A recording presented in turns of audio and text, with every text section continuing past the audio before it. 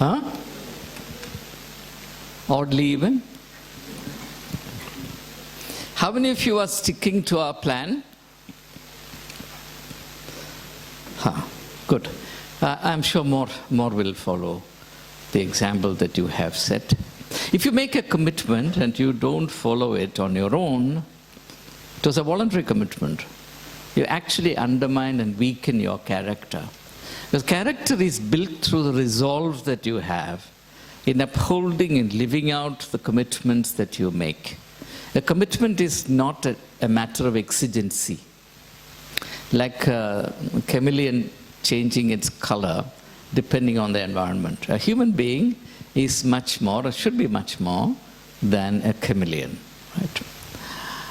Now, I'm happy, that's it. This is why I say that this instrument is an unqualified nuisance.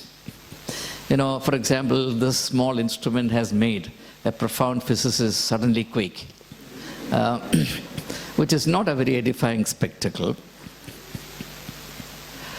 You know, the earth quakes because of the shift in tectonic plates. But physicists quake because of, you know what. You know, on Saturday last week,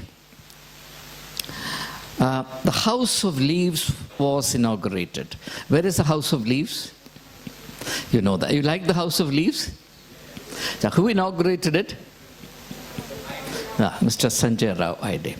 Now, if you look at it, it is far from being complete.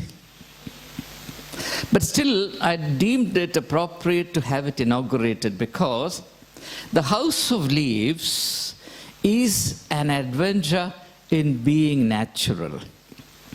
In nature, nothing begins in a finished fashion. Everything grows and takes shape gradually. The seed is planted, okay?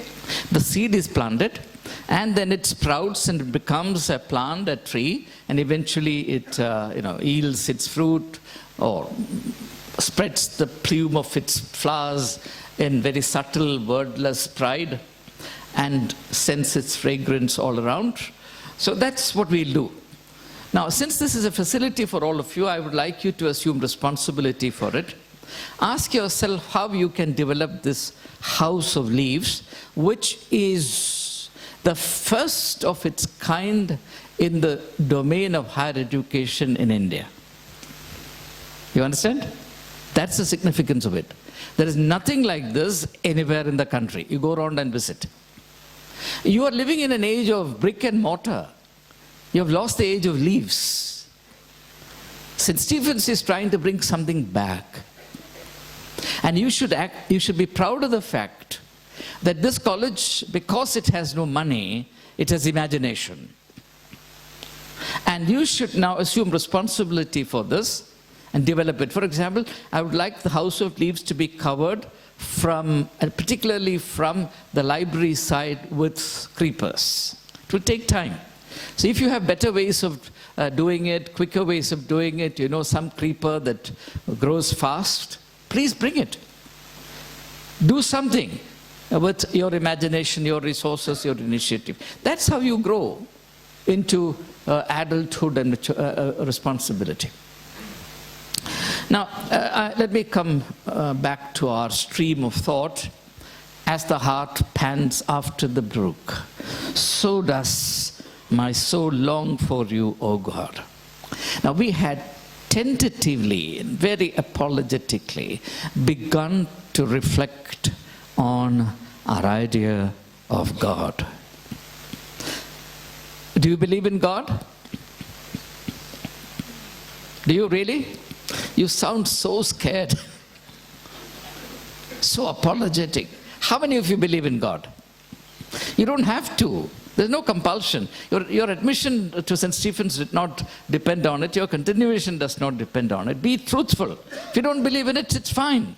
Someday you will change. And those who believe today may someday change. So what? God doesn't depend on you. Except, of course, I'll qualify that statement later. Now, today, I want us to examine our idea of God. What do we think about God? A Greek philosopher once said that if an elephant, he actually used the image of, if a horse were to draw the picture of God, God will look like a horse. You understand? Can you register this? Philoctetes is the name of the philosopher. If a horse were to draw the picture of God, God will have the shape of a horse. Now I'm quoting this to warn us against a fallacy which has got serious consequences for our life and the development of our personality. And that is, we tend to imagine,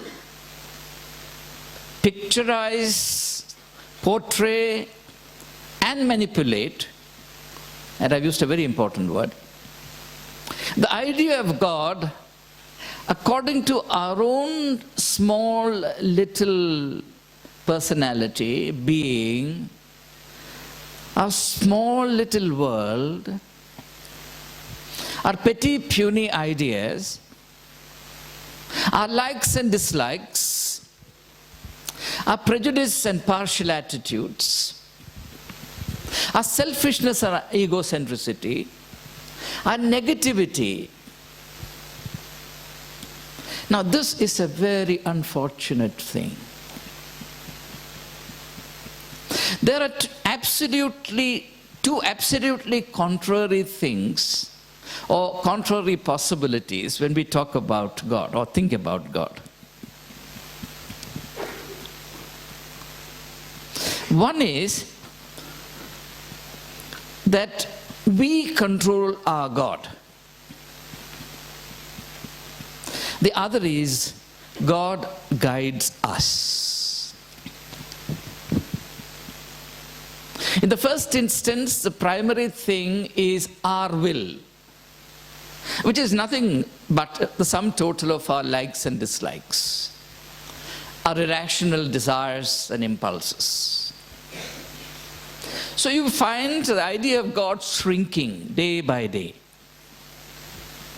God becomes smaller and smaller and smaller. And God becomes an object manipulated by the pettiness of man. This actually is the idea of the idol. The idol is the image of God created by man according to his own likes and dislikes. For example, if you create an idol, you put it somewhere, it remains there. It doesn't interfere with your life.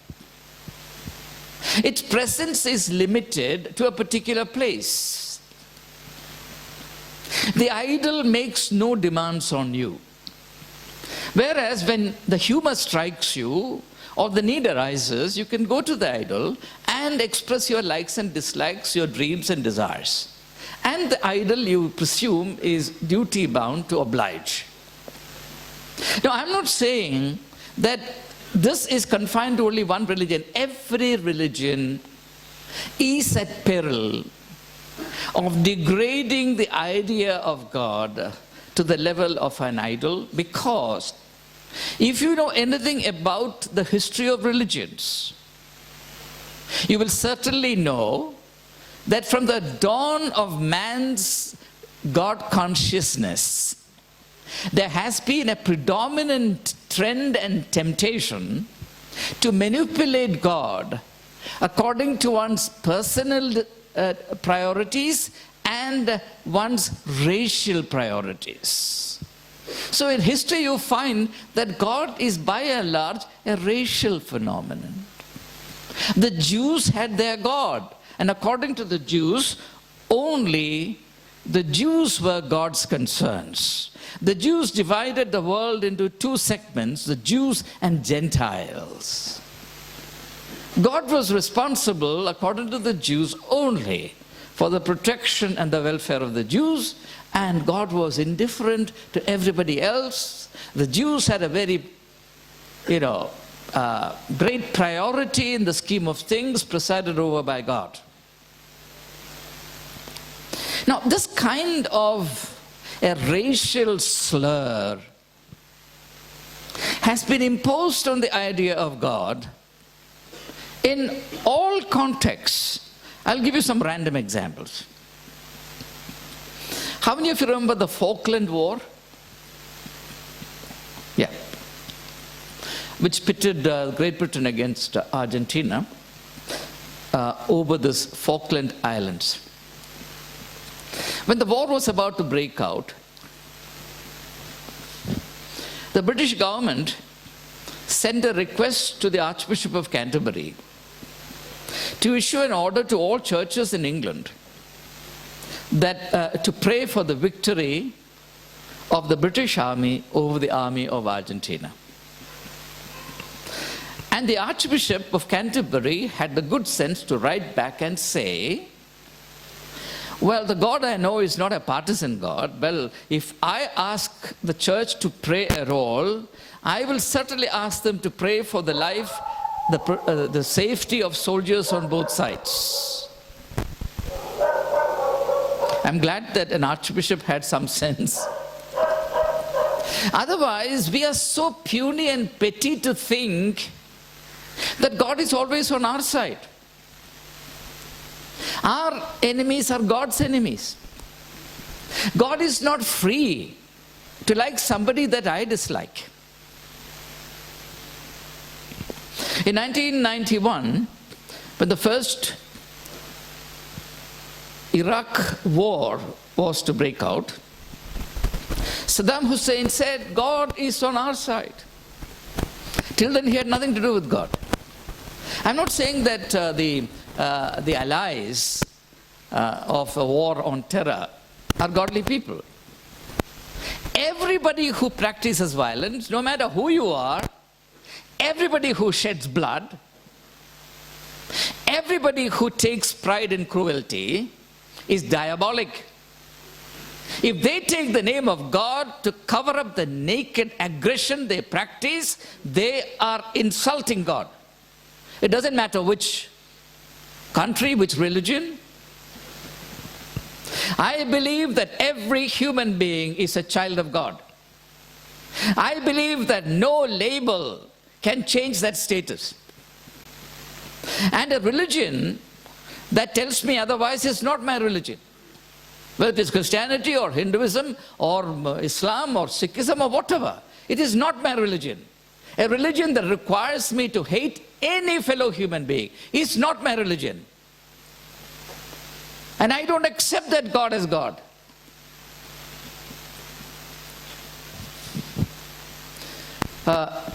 Now going on to a slightly lighter vein, there is a story, I'm sharing this with you with a little bit of apology.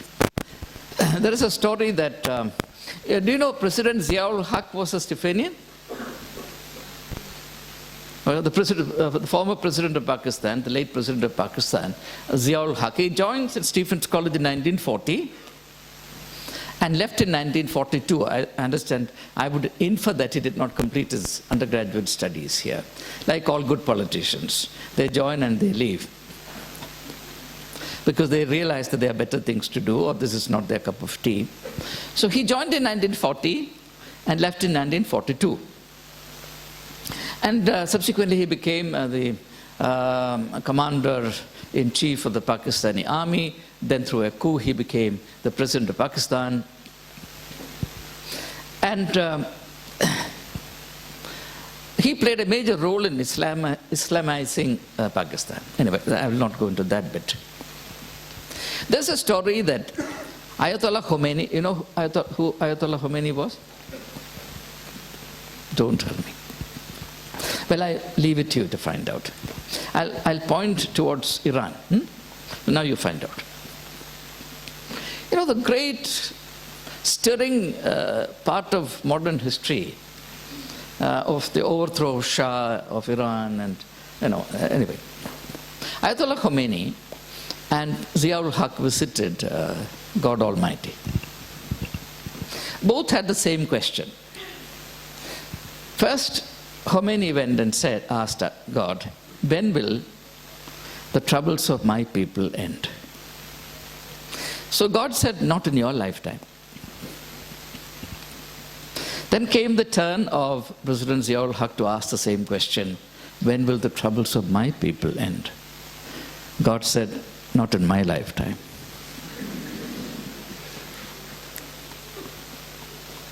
Now, it's as though God's business is to clean up the mess you create. You will do what you want. You will not consult God when you create the mess. You are doing ungodly things.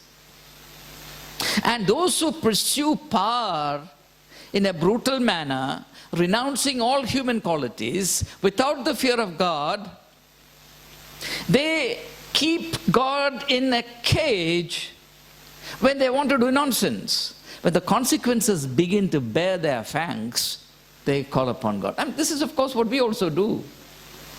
We allow God to have nothing to do with us in whatever we choose to do, but when we get into trouble, please take care of it. Now, I'll bring you closer home. I had a colleague of mine here many years ago, a Christian colleague. He was an ardent cricket fan. He was soaked in cricket. So the Indo-Pak, this is not a story, this actually happened.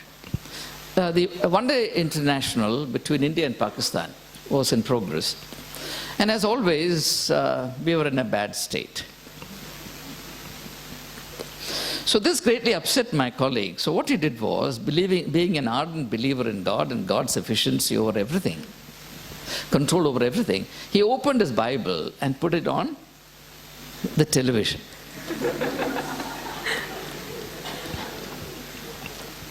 I mean, this, I heard from him, from nobody else. If it's a reported story, I will not believe.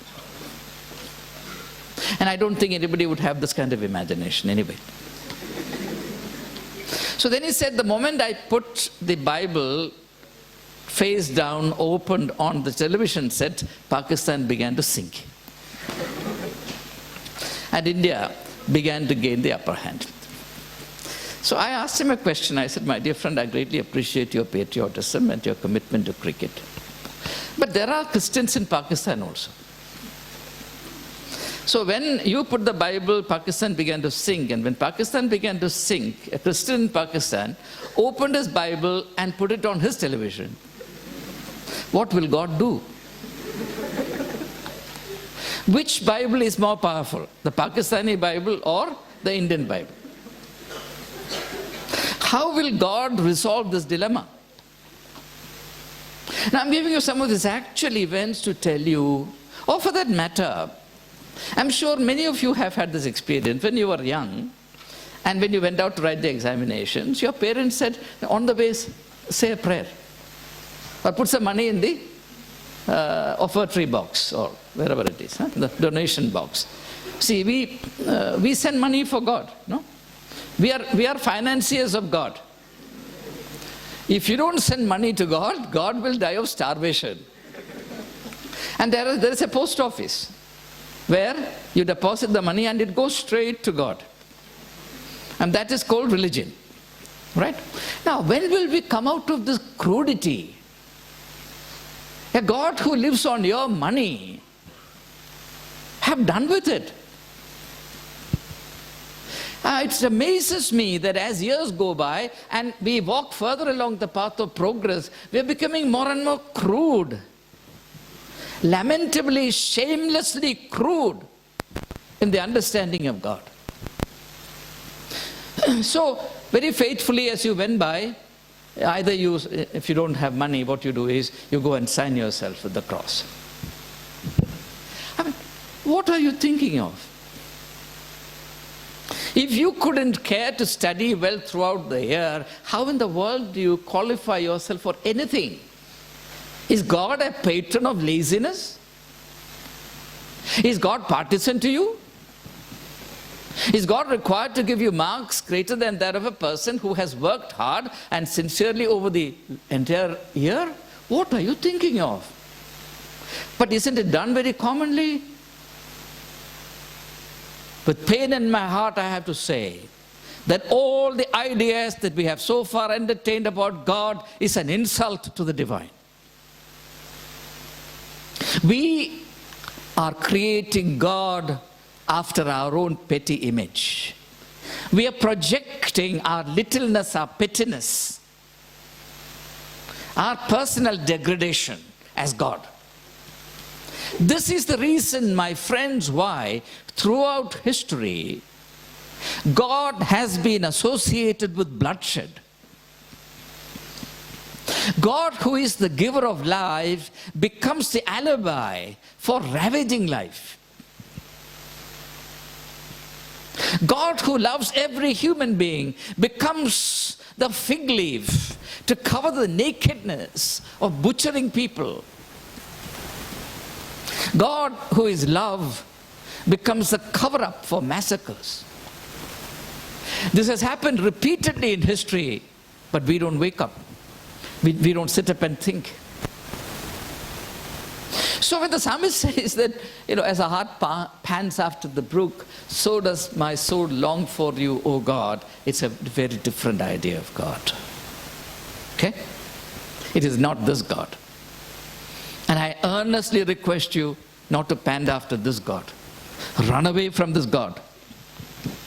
Scream and run away from this God.